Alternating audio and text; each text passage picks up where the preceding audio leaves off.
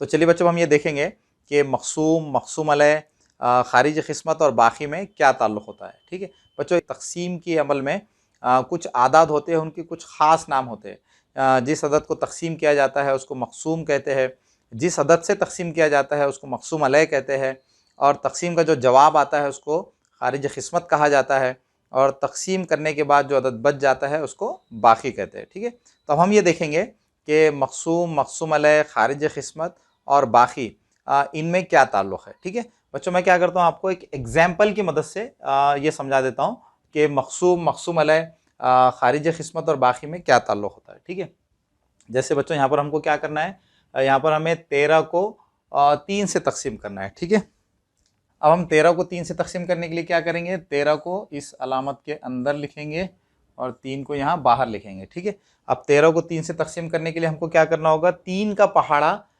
13 आने तक पढ़ना होगा। ठीक है, आप जानते हैं कि 3 चौक 12 होते हैं और 3 पंजे 15 होते हैं। ठीक है, 3 पंजे 15 होते हैं। ठीक है, लेकिन बच्चों 15 ये 13 से बड़ा अदद है, इसलिए हम क्या करेंगे, 3 का पहाड़ा सिर्फ 12 तक ही पढ़ेंगे। तो 3 चौक 12 होते हैं। अब हम ये तफरीक कर लेंगे, 3 में से 2 को तफरीक करेंगे तो 1 बचेगा, और 1 में से 1 को तफरीक करने पर 0 आएगा। ठीक है, तो इस तरह से 13 को 3 से तक़सीम करने पर तक़सीम का जवाब क्या आया, 4 आया, और बाकी क्या बचा, 1 बचा। अब बच्चों इस तक़सीम की मिसाल में 13 इस अदद को तक़सीम किया गया, तो 13 क्या है बच्चों, 13 को हम कहेंगे मक़सूम। जिस अदद को तक़सीम किया जाता है उसको मक़सूम कहते हैं। और इस मिसाल में 3 से तक़सीम किया गया, इसलिए 3 को क्या कहेंगे, मक़सूम अलैह कहेंगे। जिस अदद से तक़सीम किया जाता है उसको मक़सूम अलैह कहते हैं। ठीक है, और इस तक़सीम का जवाब क्या है, 4 आया है, तो 4 को क्या कहेंगे, खारिज क़िस्मत कहेंगे, खारिज क़िस्मत। ठीक है, और इसी तरह से इस मिसाल में तक़सीम के बाद जो अदद बच गया है वो 1 है, तो 1 को हम क्या कहेंगे, बाकी कहेंगे। ठीक है, बाकी। अब बच्चों हम क्या करेंगे, मक़सूम अलैह और खारिज क़िस्मत का ज़र्ब करेंगे और उसमें बाकी को जमा कर लेंगे। ठीक है, हमें क्या करना है, मक़सूम अलैह, मक़सूम अलैह और खारिज क़िस्मत का ज़र्ब करना है, खारिज क़िस्मत, और उसमें बाकी को जमा कर देना है। ठीक है, जमा बाकी। ठीक है, इस मिसाल में मक़सूम अलैह क्या है, मक़सूम अलैह 3 है, ज़र्ब खारिज क़िस्मत क्या है, यानी तक़सीम का जवाब क्या है, 4 है। यहाँ पर हम 4 को लिख लेंगे, प्लस बाकी क्या है बच्चों, 1। ठीक है, अब हम क्या करेंगे, 3 और 4 का ज़र्ब करेंगे और फिर उसमें 1 को जमा कर लेंगे। बच्चों आप जानते हैं कि जिस जुमले में 1 से ज़्यादा अमल होते हैं तो पहले हम तक़सीम का अमल करते हैं, फिर ज़र्ब का अमल करते हैं, फिर जमा का अमल करते हैं, और फिर आखिर में तफरीक का अमल करते हैं। ठीक है, लेकिन इस जुमले में तक़सीम का अमल तो है ही नहीं, तो हम पहले ज़र्ब का अमल करेंगे और फिर जमा का अमल करेंगे। ठीक है, तो ये क्या हो जाएगा, 3 चौक 12 जमा 1। ठीक है, 12 और 1 कितने होते हैं बच्चों, 12 और 1 होते हैं 13।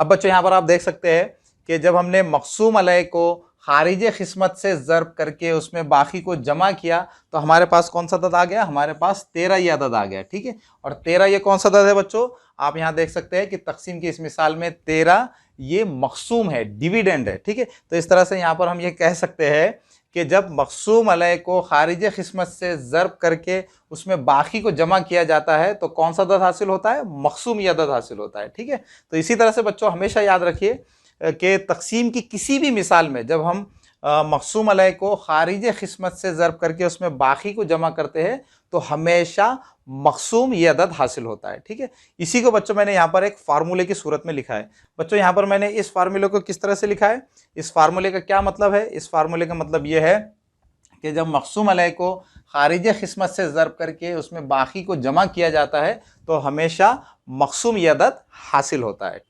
अब बच्चों आखिर में मैं आपको इस ज़ाब्ते को, इस फार्मूले को याद रखने की एक ट्रिक बता देता हूँ जिसकी मदद से आप आसानी से इस ज़ाब्ते को, इस फार्मूले को याद रख सकेंगे। ठीक है, लेकिन पहले मैं क्या करता हूँ, मक़सूम, मक़सूम अलैह, खारिज क़िस्मत, बाकी, इनको अंग्रेज़ी में क्या कहते हैं ये लिख लेता हूँ। मक़सूम को अंग्रेज़ी में क्या कहा जाता है, डिविडेंड।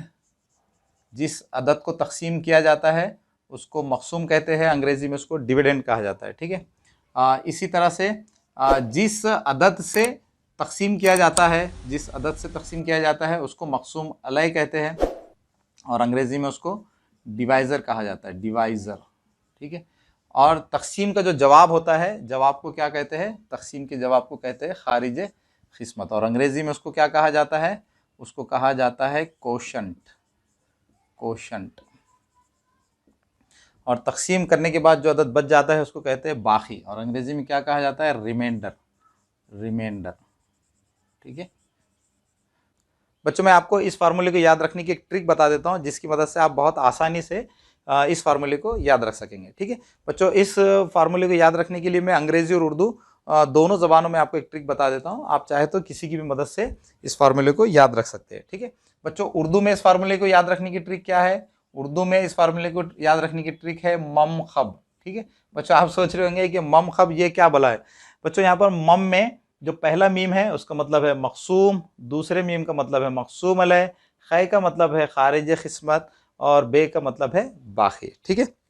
आप इस ट्रिक की मदद से आसानी से इस फार्मूले को याद रख सकते हैं, ठीक है। इसी तरह से बच्चों अंग्रेजी में इस फार्मूले को याद रखने की जो ट्रिक है वो है D D D D Q R, D D Q R. D का क्या मतलब है, डी का मतलब है डिविडेंड, इस दूसरे डी का मतलब है डिवाइजर, और क्यू का मतलब है कोशंट, और आर का मतलब है रिमाइंडर, ठीक है। अगर बच्चों आप इन दोनों ट्रिक्स को अच्छी तरह से याद कर लेंगे तो आप आसानी से इस फार्मूले को उर्दू में भी याद रख सकते हैं और अंग्रेजी में भी याद रख सकते हैं। अब बच्चों आखिर में आपसे रिक्वेस्ट है कि अगर आप हमारे चैनल पर नए हैं तो हमारे चैनल को सब्सक्राइब कीजिए, अगर आपको हमारे वीडियोस पसंद आ रहे हैं तो हमारे वीडियोस को लाइक कीजिए और दूसरे बच्चों को भी शेयर कीजिए ताकि आपकी तरह उनका भी फ़ायदा हो सके।